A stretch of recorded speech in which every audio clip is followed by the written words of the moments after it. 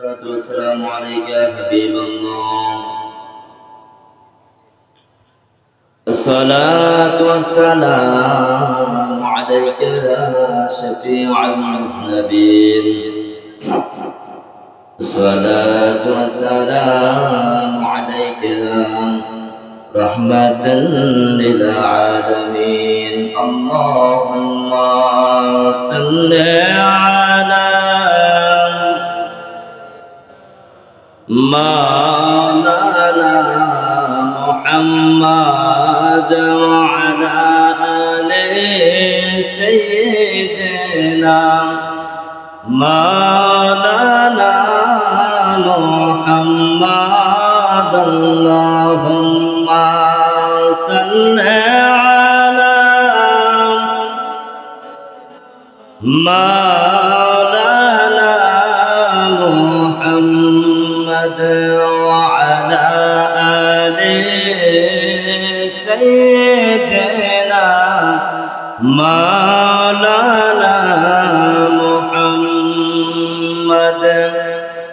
আল্লাহ তুমি দয়া করো, নসিব করো মদিনা। নূর নবীকে না দেখাইয়া আল্লাহ কবর দেশে নিও না। আল্লাহুম্মা সাল্লি মাওলানা মুহাম্মদ ওয়া আলা আলি সাইয়্যিদিনা মাওলানা। আরশের নিচে সেজদায় পড়ে কাঁদবেন নবী যারে যার। মাফ করে দাও গো আল্লাহ উম্মত আমার গুনাহগার। আল্লাহুম্মা সাল্লি আলা সাইয়্যিদিনা মাওলানা মুহাম্মদ ওয়া আলা সাইয়্যিদিনা মাওলানা মুহাম্মদ।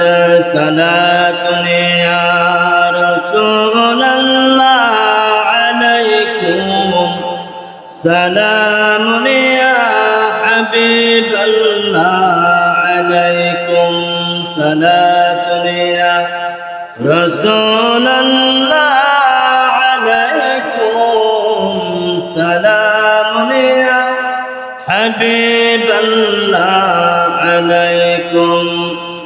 নবীর দরুদে পড়ে যারা জীবনে শাফায়াত করবেন নবী হাশরে। সালাতুন ইয়া রাসূলুল্লাহ আলাইকুম, সালামুন ইয়া হাবিবাল্লাহ আলাইকুম। সুবহানাল্লাহ ওয়ালহামদুলিল্লাহ লা ইলাহা ইল্লাল্লাহ লা ইলাহা ইল্লাল্লাহ লা ইলাহা ইল্লাল্লাহ। হাসবি রাব্বি জাল্লাল্লাহ মা ফি কলবি গায়রুল্লাহ। নূর মুহাম্মদ সাল্লাল্লাহ লা ইলাহা ইল্লাল্লাহ। সুবহানাল্লাহ ওয়ালহামদুলিল্লাহ লা ইলাহা إن لا إله إلا الله محمد رسول الله صلى الله عليه وسلم معزز محترم সম্মানিত মুসলিম কেরাম পর্দার আলেম মা বোনেরা আসসালামু আলাইকুম ওয়া রাহমাতুল্লাহি ওয়া বারাকাতুহু।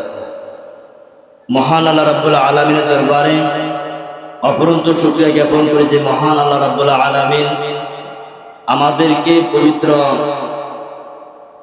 জিলকদ মাসের শেষ জুমার নামাজ আদায় করার জন্য আমাদেরকে মসজিদে আসার এবং বসার তৌফিক করে সকলে আমিন। আজকে জিলকদ মাসের শেষ জুমা, মাগরিবের পরে ইনশাআল্লাহ জিলহজের মাসে অর্থাৎ হজের পহেলা তারিখ। আলহামদুলিল্লাহ বলে আমরা আলোচনা করার পূর্বে একটা কথা বলি, হয়তো মনে না থাকতে পারে। এই মাসের একটি মুস্তাহাব আমল, এই মাসের মানে জিলহজ মাসের খুবই গুরুত্বপূর্ণ একটা আমল হলো যারা কোরবানি দিব, যারা কোরবানি দিবেন, আপনারা আজকে মাগরিবের নামাজের আগেই যাদের চুল গোঁফ নখ কাটা প্রয়োজন সকলে কেটে ফেলবেন। এটা হয়তো মনে না থাকতে পারে, এই জন্য বলে দিলাম। যারা কোরবানি করার ইচ্ছুক আপনারা সবাই আপনাদের শরীরের নখ চুল যা দরকার আপনি কেটে ফেলবেন আজকের মধ্যে, মাগরিবের আগ পর্যন্ত, মাগরিবের আগ পর্যন্ত। তো আজকে জুমার নামাজের আলোচনার আলোচ্য হলো কোরবানির গুরুত্ব এবং ফজিলত নিয়ে। আল্লাহ রাব্বুল আলামিন যেন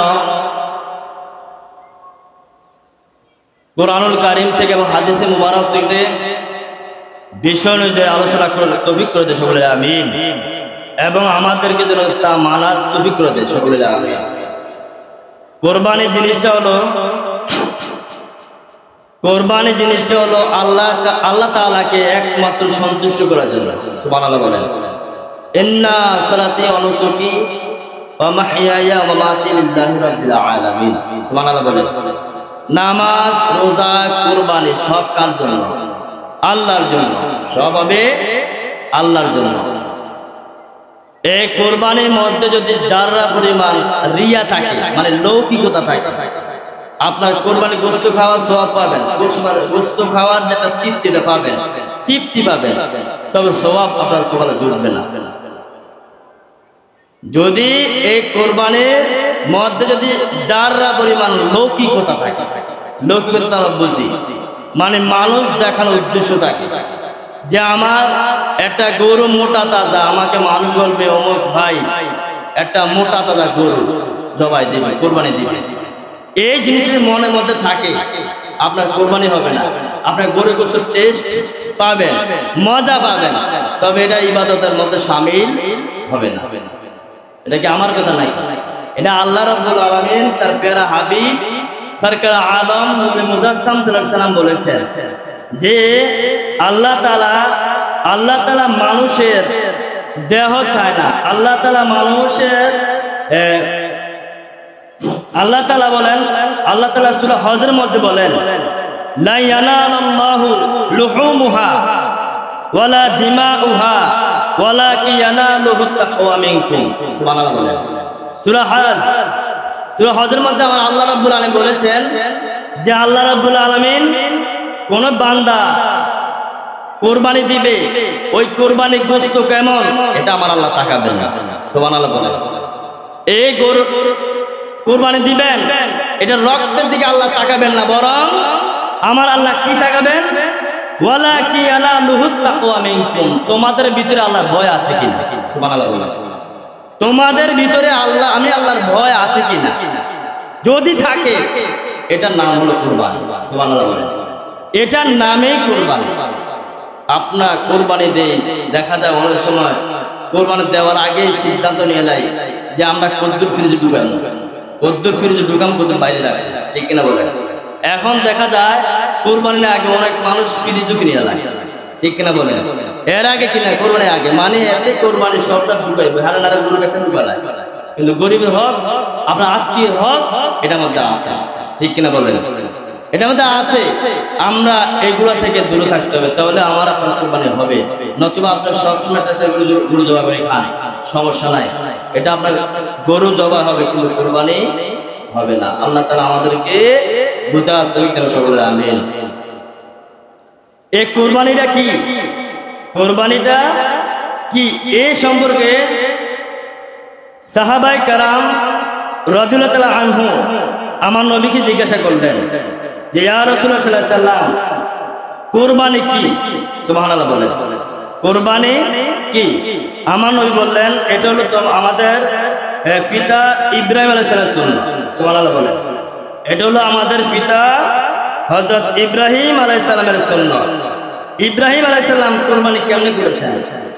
ইব্রাহিম আলাইহিস সালাম, হ্যাঁ এই যে বলা আছে, আমার নবী আকরাম সাল্লাল্লাহু আলাইহি ওয়াসাল্লামকে বললেন, সাহাবায়ে কেরাম বললেন ক্বালা আসহাবু রাসূলিল্লাহ সাল্লাল্লাহু আলাইহি ওয়াসাল্লাম ইয়া রাসূলুল্লাহ সাল্লাল্লাহু আলাইহি ওয়াসাল্লাম মা হাযিহিল আদাহি, ওগো আল্লাহর প্যারা হাবিব সরকার আলম নূরে মুজাসসাম সাল্লাল্লাহু আলাইহি ওয়াসাল্লাম কুরবানি কি? মা হাযিহিল আদাহি, কুরবানি কি?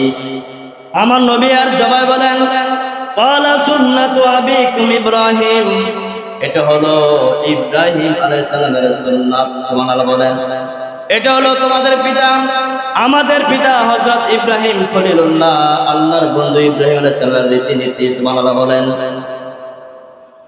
ক্বালু ফামা লানা ফিহা ইয়া রাসূলুল্লাহ, ওগো আল্লাহর নবী এই কুরবানির মধ্যে কেমন সওয়াব আছে, এটার মধ্যে কেমন ফজিলত আছে? আমার নবী বলেন ক্বালা বিকুল্লি শাআরাতিন হাসানা, প্রত্যেকটা কুরবানি যে ব্যক্তি দিবে প্রত্যেকটা চুলের বিনিময়ে আমার আল্লাহ এক একটা নেকি দিয়ে দিবেন। সুবহানাল্লাহ বলেন। ওগো আল্লাহর নবী ইয়া রাসূলুল্লাহ সাল্লাল্লাহু আলাইহি সাল্লাম কুরবানির মধ্যে কেমন সওয়াব আছে? আমার নবী বলেন তোমরা কুরবানির স্বাচ্ছন্দ্যভাবে কুরবানি দাও, কুরবানি দেওয়াতে তোমার আল্লাহর ভয় ভিতরে থাকে, আল্লাহর মহব্বত তোমার ভিতরে থাকে। কুরবানি দিবা জমিনে রক্ত পড়ার আগে আগে আল্লাহর দরবারে তোমার কুরবানি কবুল হয়ে যাবে। সুবহানাল্লাহ। এখন আমার নবী তো বলছেন নবী ইব্রাহিমের সুন্নাত রীতিনীতি। এখন ইব্রাহিম আলাইহিস সালাম কুরবানি কেমনে দিয়েছেন? ইব্রাহিম আলাইহিস সালাম কুরবানি কেমনে দিয়েছেন? আপন সন্তানের কুরবানি দেওয়ার জন্য রেডি হয়ে গেছে। সুবহানাল্লাহ। এটা তো আমার কথা না, কোরআনের কথা, হাদিসের কথা। আপন সন্তানকে আল্লাহর জন্য উৎসর্গ, কুরবানি মানে উৎসর্গ, আত্মত্যাগ, বিসর্জন কুরবানি হচ্ছে। বা আরটা হচ্ছে অতি নিকটতম হওয়া, কুরবা অতি নিকটতম হওয়া আল্লাহর কাছে কুরবানির মাধ্যমে। সুবহানাল্লাহ। এই কুরবানির মাধ্যমে আপনি আল্লাহর অতি প্রিয় হতে পারবেন। আবার এই কুরবানির মাধ্যমে আপনি আল্লাহর অতি নিকৃষ্ট বান্ধব হতে পারবেন, যদি আপনার কাছে লৌকিকতা থাকে। নাউজুবিল্লাহ বলেন। আল্লাহ রাব্বুল আলামিন হযরত ইব্রাহিম আলাইহিস সালাম ওনাকে আল্লাহ তাআলা অসংখ্য পরীক্ষা নিয়েছেন, অসংখ্য পরীক্ষা নিয়েছেন। সকল পরীক্ষা ইব্রাহিম আলাইহিস সালাম শতভাবে পাস করেছেন। শেষ পর্যন্ত আল্লাহ রাব্বুল আলামিন হযরত ইব্রাহিম আলাইহিস সালামকে দীর্ঘদিন যাবত সারা আলাইহিস সালামকে বিবাহ করলেন। বিবাহ করার পর সারা আলাইহিস সালামের ঘরের মধ্যে কোনো সন্তান আসে না, কোনো সন্তান দেন না। আল্লাহ তাআলা বলেন সবর করো, সবর করো। সুবহানাল্লাহ বলেন। ধৈর্য ধারণ করো। সারা আলাইহিস সালাম তিনার একজন একনিষ্ঠ দাসী ছিল, ঘরে কাজ করে, এরকম একজন ঘরের মধ্যে ঘরে কামলা ছিল, যার নাম ছিল হাজেরা। সুবহানাল্লাহ বলেন। সারা কাজ করত, কাজকর্ম করত। সারা বললেন ওগো আল্লাহর পয়গম্বর, আপনাকে আমি একটা পরামর্শ দেই, আপনি হাজরাকে বিবাহ করে ফেলেন। সুবহানাল্লাহ বলেন। আল্লাহ নবী ইব্রাহিম সাল্লাম হাজরাকে বিবাহ করলেন। হাজরাকে বিবাহ করার পর আল্লাহ তাআলা হাজরা আলাইহিস সালামের ঘরের মধ্যে একটা সন্তান দিলেন, যার নাম আমার আল্লাহ বলেছেন ইসমাঈল আলাইহিস সালাম। সুবহানাল্লাহ বলেন। যিনার নাম হযরত ইসমাঈল আলাইহিস সালাম। যখন দেখলেন হযরত ইসমাঈল আলাইহিস সালাম হাজরা করে জন্মগ্রহণ করেছেন, আল্লাহ রাব্বি ইব্রাহিম আলাইহিস সালাম ইসমাঈল আলাইহিস সালামকে বেশি আদর করেন, হাজরা আলাইহিস সালামকে অত্যন্ত মায়া করেন। এই দেখে সারা আলাইহিস সালাম তিনি মন ঘাবড়িয়ে যায়। বিবাহ দিলাম, দেওয়াতে আমার প্রতি কেয়ার কমে গেলেন। এই ভেবে সারা আলাইহিস সালাম বললেন, হাজরা আলাইহিস সালাম কে যত বেশি ইব্রাহিম আলাইহিস সালাম মায়া করেন, আদর করেন, সারা আলাইহিস সালাম এটা মেনে নিতে পারেন না। একদিন যায়, দুদিন যায়, বহুদিন যায়, সব কিছু মানা যায়, কিন্তু দেখবেন কোন স্বামী যখন দুই বিবাহ করে, স্বামী যখন দুই বিবাহ করে, তিন বিবাহ বা একাধিক বিবাহ করে, কোন স্ত্রী মানতে পারে না। এটাই হলো বাস্তবতা, ঠিক কিনা বলেন? এবার হাজরা আলাইহিস সালামকে কিভাবে খারাপ দেখা যায়? খারাপ দেখা গেলে ইব্রাহিম আলাইহিস সালাম হাজরা আলাইহিস সালামকে অপছন্দ করবে। সারা আলাইহিস সালাম বললেন, হাজরা আলাইহিস সালামের হাজরার এমন কিছু করা দরকার, সেটা হলো হাজরার সবচেয়ে মানুষের তিনটা অঙ্গ হলো বেশি জরুরি, তিনটা অঙ্গ কেটে দেওয়া হোক। সুবহানাল্লাহ। মানুষের সবচেয়ে গুরুত্বপূর্ণ অঙ্গ হলো তিনটি অঙ্গ কেটে দেওয়া হোক। সারা আলাইহিস সালাম সিদ্ধান্ত নিলেন, ইব্রাহিম আলাইহিস সালামকে বললেন, আমি হাজরাকে পছন্দ করব, ততক্ষণ পর্যন্ত আমি মেনে নিব যদি আপনি হাজরার তিনটা অঙ্গ কেটে ফেলেন। বলে তিনটা অঙ্গ কি? বললেন, এক নাম্বার হলো দুই কান, আরেক নাম্বার হলো এক নাক। সুবহানাল্লাহ বলেন। নাক এবং কান যদি আপনি তার ছিদ্র করে ফেলেন, তাহলে তাকে খারাপ দেখা যাবে, বৃষ্টি দেখা যাবে। সায়রা মনে মনে ভাবলেন, তাহলে ইব্রাহিম আলাইহিস সালাম বেশি বেশি আর হাজরার কাছে যাইবে না। সুবহানাল্লাহ বলেন। ইব্রাহিম আলাইহিস সালাম বললেন, এটা কি তোমার সিদ্ধান্ত? সায়রা বলেন, হ্যাঁ, এটা আমার সিদ্ধান্ত। যদি আপনি আমার মন পেতে চান, তাহলে হাজরা আলাইহিস সালামের এই কাজ করতে হবে। ইব্রাহিম আলাইহিস সালাম সারা আলাইহিস সালাম ধরে হাজরার দুইটা কান ছিদ্র করে দিলেন এবং নাক ছিদ্র করে দিলেন। এবার দেখলেন হাজরা আলাইহিস সালাম কান্না করে। হাজরা আলাইহিস সালাম কান্না করে। আমার আল্লাহ রাব্বুল আলামিন বলেন, আল্লাহ রাব্বুল আলামিন জিবরাইল আমিনকে বললেন, জিবরাইল, এই হাজরা করে যে ইসমাইল এসেছে, সে তো ইসমাইল সাধারণ ইসমাইল নয়, তার মাধ্যমে আমি আমার পেয়ারা হাবিব সরকার আলম নূরে মুজাসসাম দয়াল নবী দুনিয়াতে তাশরীফ আনবেন। সুবহানাল্লাহ বলেন। ইসমাইল আলাইহিস সালামের মাধ্যমে আমার নবী মুস্তাফা দুনিয়াতে আসবেন।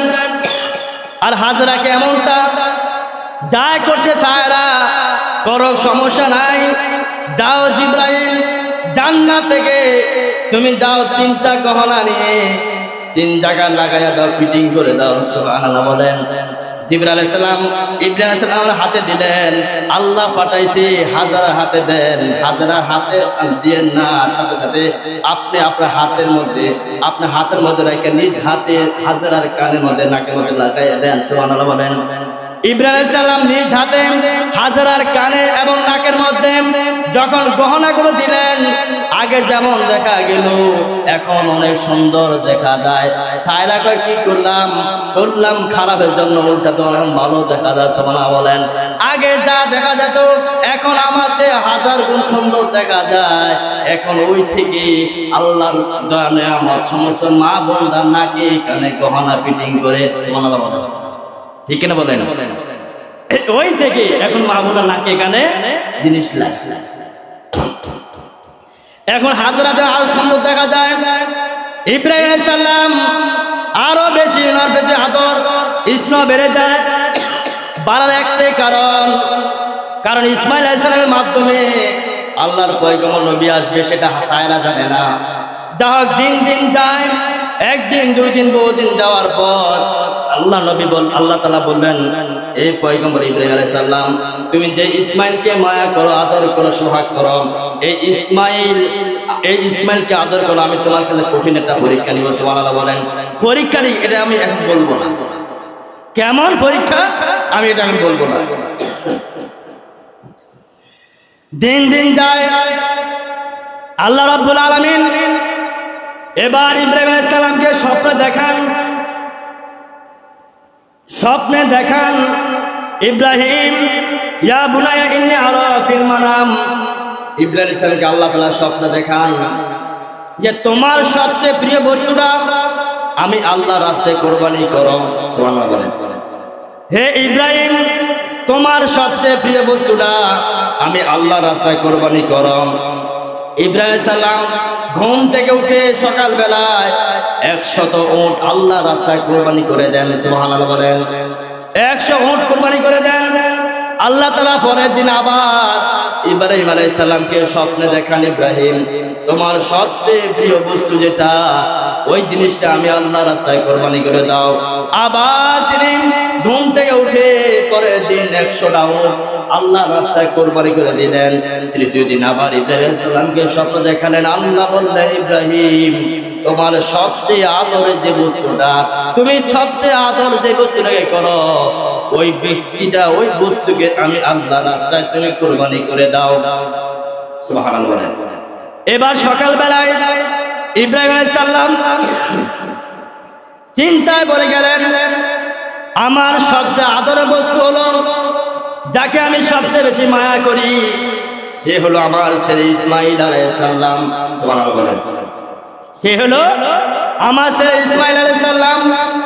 এবার ইসমাইল আলাইহিস সালামের কাছে গেলেন যে বাবা, আমি 2 দিন যাবত স্বপ্নে দেখি আল্লাহ তাআলা আমাকে বললেন আল্লাহর রাস্তায় আমার সবচেয়ে প্রিয় বস্তুটা কোরবানি দেওয়ার জন্য, কিন্তু আমার সবচেয়ে প্রিয় বস্তু হলো তুমি ইসমাইল আলাইহিস সালাম।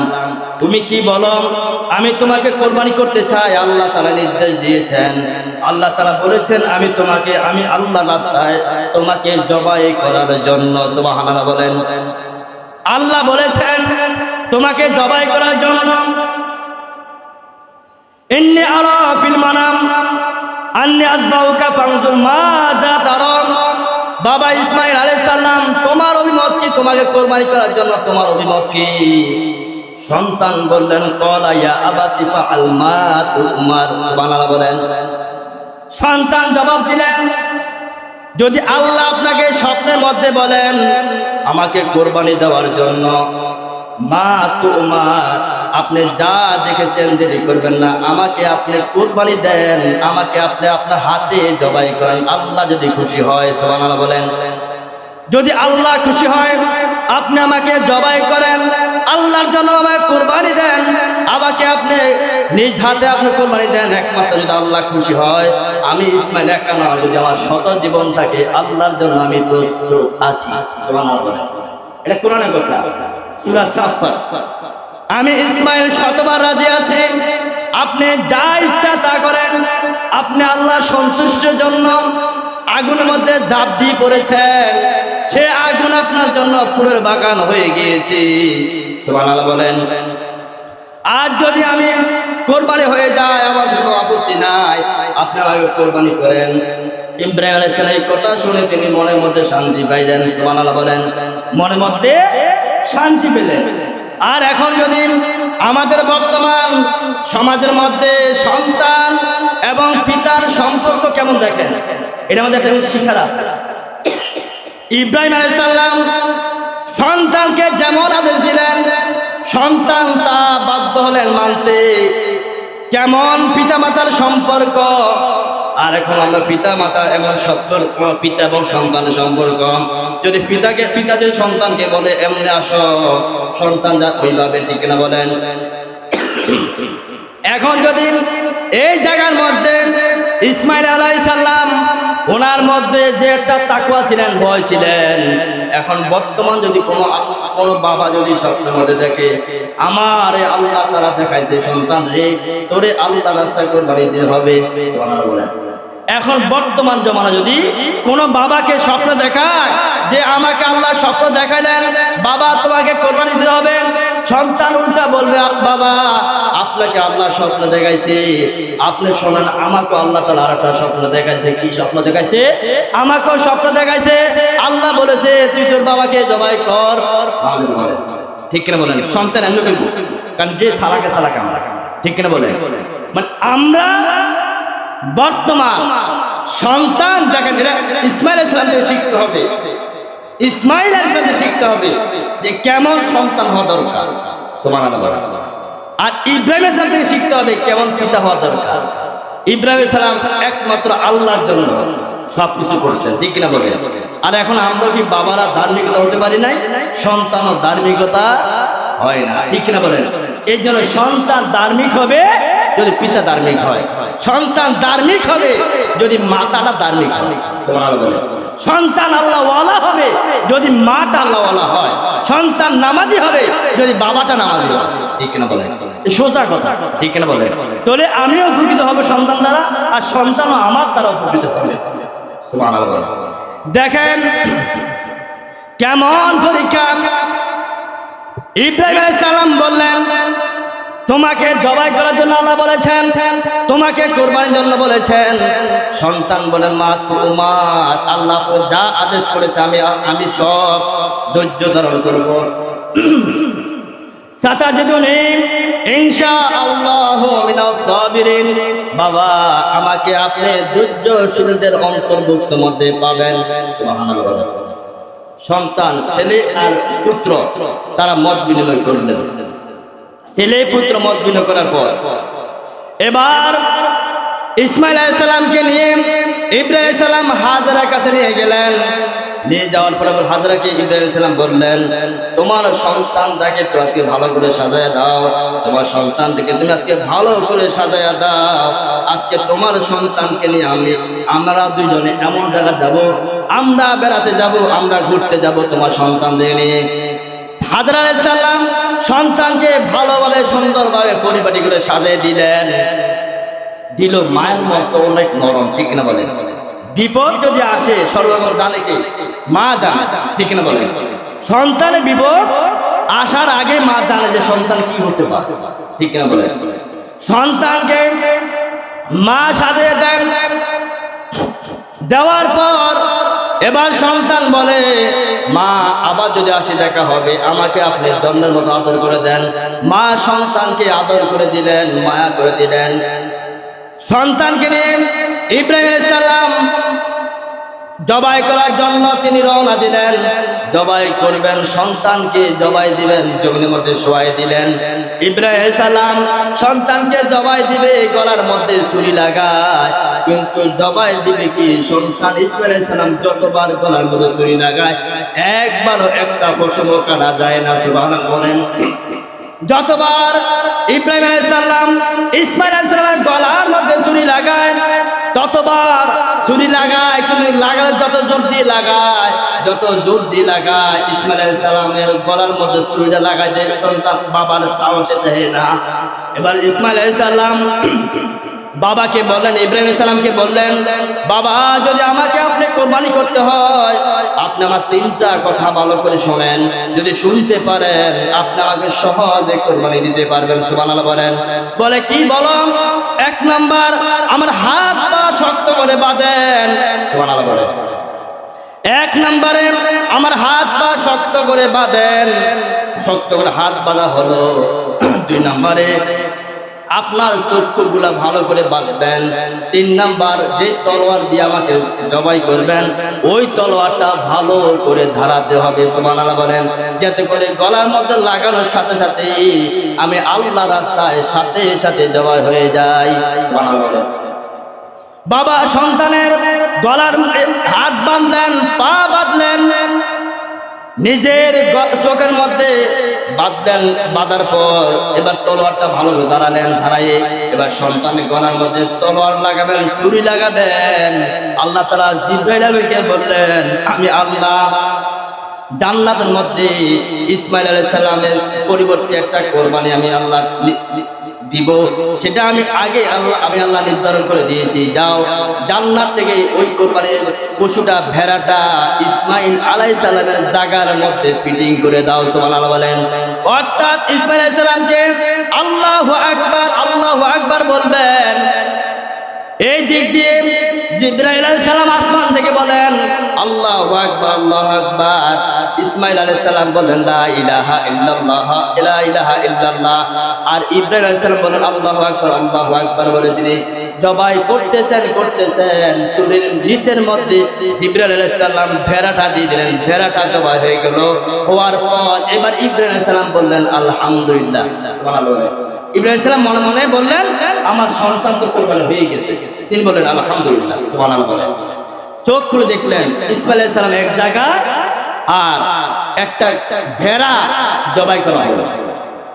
ইব্রাহিম আলাইহিস সালাম মন খারাপ, সন্তান কোরবানি হয় নাই, মন খারাপ। সুবহানাল্লাহ বলেন। ইব্রাহিম ইসলাম মন খারাপের কারণটা আল্লাহ তাআলা জিজ্ঞাসা করলেন, ইব্রাহিম তোমার মন খারাপ হওয়ার কারণটা কি? তখন ইব্রাহিম ইসলাম বললেন, আল্লাহ আপনি তো বলেছেন সন্তান কুরবানি দেওয়ার জন্য, আমি তো সন্তানটা কুরবানি দিতে পারলাম না, একটা ভেড়া কুরবানি হয়েছে। সুবহানাল্লাহ বলেন। আমার আল্লাহ বলেন, আমি আল্লাহ তোমার প্রতি সন্তুষ্ট হয়ে আমি আল্লাহ কখনো মানুষ জবাই করার জন্য আমি আল্লাহ সমর্থন দেই না। সুবহানাল্লাহ বলেন। কারণ মানুষ আমি আল্লাহর অত্যন্ত নেয়ামতের একটা বান্দা। সুবহানাল্লাহ বলেন। মানুষকে আমি কষ্ট দেওয়ার জন্য সৃষ্টি করি নাই, মানুষকে আমি আল্লাহ জান্নাতে যাওয়ার জন্য সৃষ্টি করেছি। সুবহানাল্লাহ বলেন। কারণ জাহান্নাম জান্নাত দুটাই আছে, জান্নাতে নেয়ামতের ভান্ডার আর জাহান্নামের শাস্তির একটা অগ্নিকুণ্ড। তো আমি তো ইসমাইলকে আমি আল্লাহ বাঁচাইতে চেয়েছিলাম, বাঁচাবো, কারণ এই ইসমাইল আলাইহিস সালামের মাধ্যমে আমার দুই জাহানের বাদশাহ দুনিয়াতে আসবে। সুবহানাল্লাহ বলেন। তো সেই ক্ষেত্রে ইব্রাহিম সালাম বলেন, আল্লাহ তুমি এটা কেমন কি করলা? এটাই তোমার পরীক্ষা, তুই পাস করেছো। সুবহানাল্লাহ বলেন। তো বলা উদ্দেশ্য হলো, যদি আজকেও যদি ইসমাইল আলাইহিস সালাম আল্লাহর রাহে যদি কোরবানি হতেন, কিয়ামত পর্যন্ত আমাদের বড় সন্তানদেরকে কোরবানি দেওয়া হতো। ঠিক না বলেন? কারণ এটা তো আমার নবী বলেছেন, ইব্রাহিম আলাইহিস সালাম ইব্রাহিম আলাইহিস সালামের সুন্নাত বা রীতিনীতি, এই রীতিনীতি কিয়ামত পর্যন্ত জারি থাকবে। ঠিক না বলেন? কিয়ামত পর্যন্ত জারি থাকবে। যদি ওই দিন ইসমাইল আলাইহিস সালামের গলার মধ্যে ছুরিটা লাগতো, তাহলে আজ আমরা সকল সন্তানের গলার মধ্যে ছুরি লাগাতে হতো। আর এই সন্তানকে লাগাতো যে কত বাবাদের কোরবানি হতো আপনি জানেন। ঠিক না বলেন? কত বাবাদের কোরবানি, কারণ সন্তানকে বর্তমান কথা শুনে বাবা, এখন সন্তান কি বাবার কথা শুনে বর্তমানে ধরে না। এই জন্য আমার আল্লাহ সব জানেন। ঠিক কিনা বলেন? আমার আল্লাহ সব জানেন, ফয়সালা আগে থেকে নির্ধারণ। ঠিক কিনা বলেন? এই জন্য যারা কোরবানি দিবেন, যারা কোরবানি দেওয়ার মনস্থ করেছেন, যারা কোরবানি দেওয়ার মনস্থ করেছেন, সকলে আল্লাহর জন্য ভালো পশুটা, ভালো যেটা কোরবানি দিবেন ওই জিনিসটা ভালো দেখে কিনবেন, সবচেয়ে আদরে, সবচেয়ে যে বস্তুটা সবচেয়ে আপনার সুন্দর লাগে ওই জিনিসটা আল্লাহর কাছে কোরবানি দিবেন, তাহলে আপনার কোরবানি আল্লাহর দরবারে কবুল হবে। সুবহানাল্লাহ। আল্লাহর দরবারে আপনার কোরবানিটা কবুল হবে। আর কোরবানি দেওয়ার জন্য প্রথমে আপনার অন্তরকে সিদ্ধ করতে হবে, অন্তরকে সিদ্ধ করতে হবে। কারণ আল্লাহ তো বলেছেন যে আমি আল্লাহ তাআলা তোমাদের এই কোরবানির গোশত চাই না, আমি আল্লাহ কোরবানির রক্ত চাই না, আমি চাই তাকওয়া। সুবহানাল্লাহ বলেন। আমি চাই তাকওয়া, বান্দার ভিতরে কতটুকু আমি আল্লাহর ভয় আছে, আমি আল্লাহ এটাই চাই। সুবহানাল্লাহ বলেন। সুতরাং এই কোরবানির ক্ষেত্রে যারা আপনারা কোরবানি দিবেন, কোরবানির মাংসটুকু, কোরবানির গোশতটুকু আপনার সমানভাবে 3 ভাগ করে নেবেন। কয়বার? সমানভাবে 3 ভাগ করে নেবেন। আপনারা ধনী মানুষ, যারা কোরবানি দেন তারা নিশ্চয়ই স্বাবলম্বী। ঠিক না বলেন? যারা কোরবানি দেন তারা নিশ্চয়ই স্বাবলম্বী। কোরবানি দিবেন, আপনার ইচ্ছাগুলো সবসময় কোরবানির মাংস খেতে পারবেন। ঠিক না বলেন? এই জন্য বাড়তি রাখা দরকার নাই। কোরবানি দিবেন, আপনারা নিজের ভাগ নিজের কাছে রাখেন, সমান ভাগে 3 ভাগ করে 1 ভাগ আপনি রাখেন, আর 1 ভাগ আপনি আপনার আত্মীয় স্বজনকে ভাগ করে বন্টন করে দিয়ে দেন, আর 1 ভাগ আপনার সমাজের আপনার যে আপনার প্রতিবেশী তাদেরকে দান করে দিবেন। এটি আমার নবীর সুন্নাহ এবং তরিকা। সুবহানাল্লাহ। কোরবানি খেতে এসে খেয়াল রাখতে হবে। আর কোরবানি দেওয়ার ক্ষেত্রে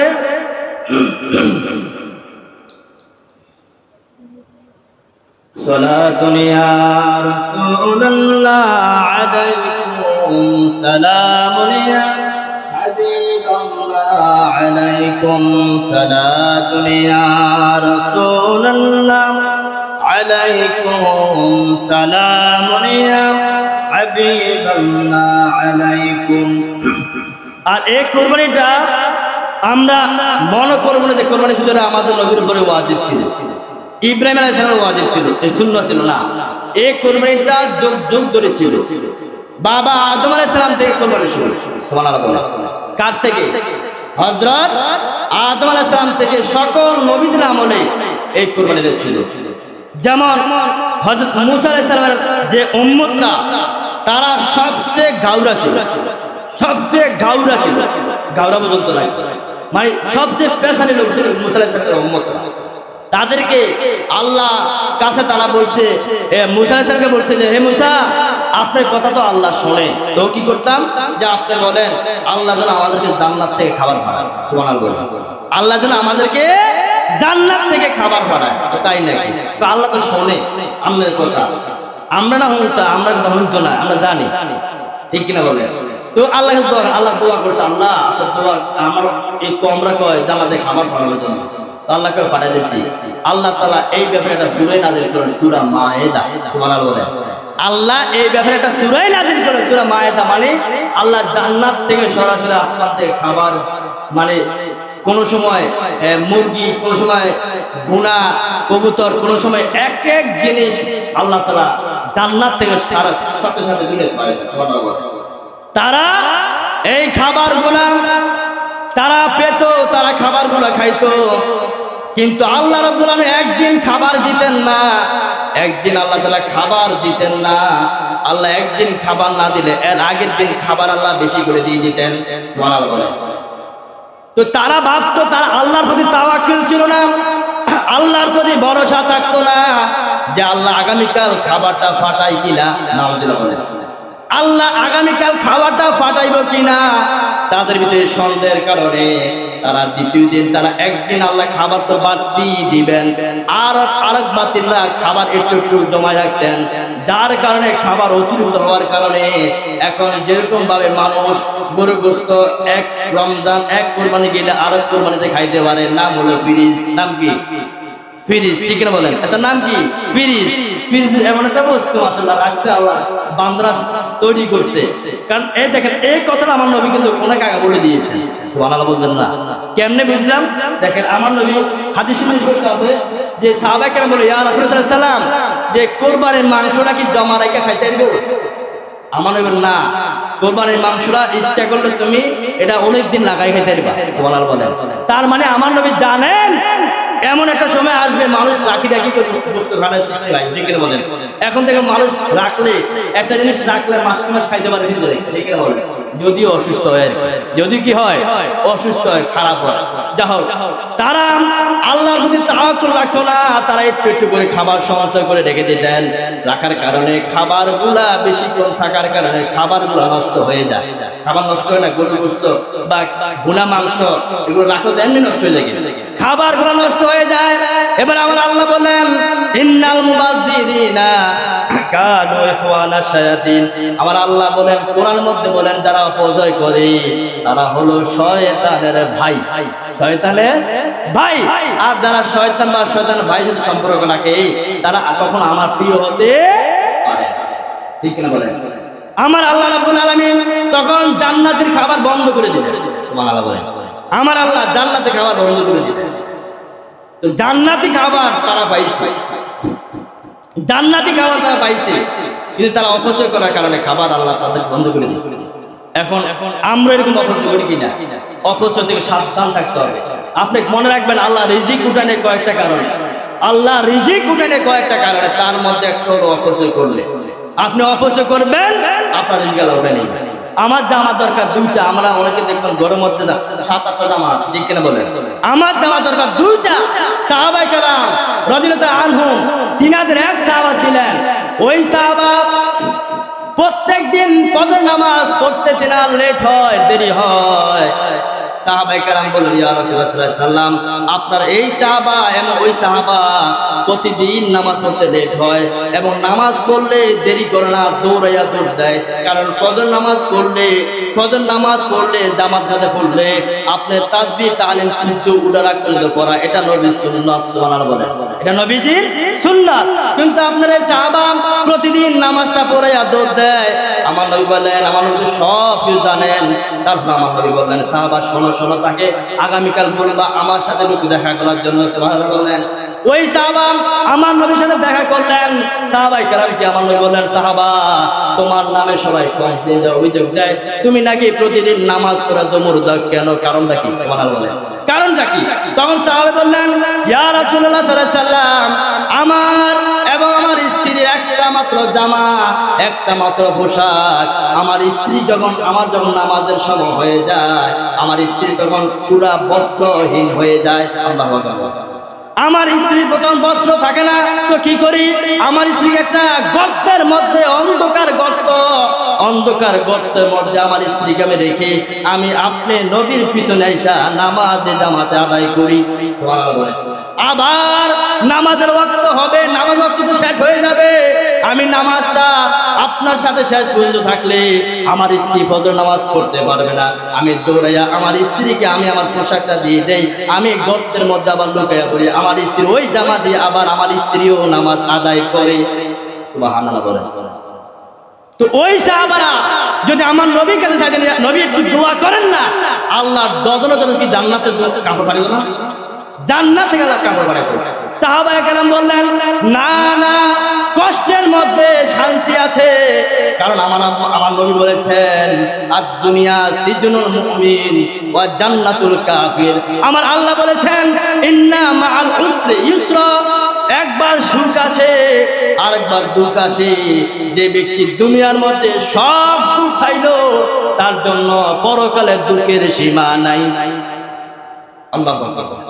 যে ব্যক্তি দুনিয়ার মধ্যে সব সুখ চাইলো, যে ব্যক্তি দুনিয়ার মধ্যে সব সুখ চাইবে, আল্লাহ তাআলা তার পরকালের সুখ রাখবে না। আর যে ব্যক্তি দুনিয়ার মধ্যে কষ্ট করবে, মেহনতি করবে, দুনিয়ার মধ্যে অল্প চাইবে, বেশি আল্লাহর ইবাদত বন্দেগীতে ব্যস্ত থাকবে, আল্লাহ কয় ওই বান্দার জন্য আমি আল্লাহ রেখেছি, ইয়া আইয়াতুহান নাফসুল মুতমাইন্না। ওই ব্যক্তি দুনিয়া থেকে যখন যাবে, তার প্রশান্তিময় আত্মা বের হয়ে আমি আল্লাহ তাকে ফাদখুলু ফি ইবাদি, আমি আল্লাহ তাকে জান্নাতের মধ্যে প্রবেশ করে দিব। সুবহানাল্লাহ। এখন তো আমরা অপচয় করি বেশি, কি করি বেশি? অপচয় করি বেশি। আল্লাহ তাআলা আমাদেরকে অপচয় থেকে দূরে রাখুন, সকলে আমিন। এখন আমার দেখো, অনেক মা বোনদের জামা কাপড় অভাব নাই, কিন্তু অনেক গরিব মানুষ জামা কাপড় কোথায় পায় না, ঠিক কিনা বলেন? জামা কাপড় আছে দুইটা দরকার, কিন্তু অনুসরণ থেকে অনেক মেয়ে বাবার এমন প্রেসার দেয়, আর বাবার টাকা আসেনি পকেটে, এটা দেখে না, ঠিক কিনা বলেন?